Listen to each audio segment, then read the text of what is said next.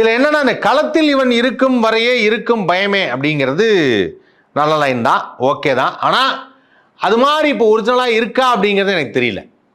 இப்போ மற்றவங்கலாம் வந்து அது மாதிரி தான் எல்லாருமே யோசிக்கிறாங்களா அப்படிங்கிறது தெரியல.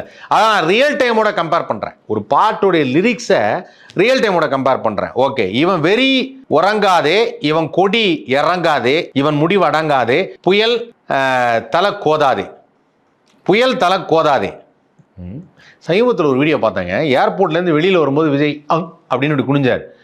எனக்கு எல்லாருக்கும் ஒரே டவுட்டு, எதுக்காக அப்படி குனிஞ்சாரு, ஒரு வித்தியாசமாக இப்படி குனிஞ்சாரு அப்படின்னு சொல்லி அது பயங்கர வைரலாக போயிட்டுருக்கு. அப்புறம் தான் தெரிஞ்சாது என்ன அப்படின்னா, நார்மலாக வந்து நானே அதை பண்ணுவேன்னு வச்சேன். தலைலாம் சீவிட்டு போவேன்.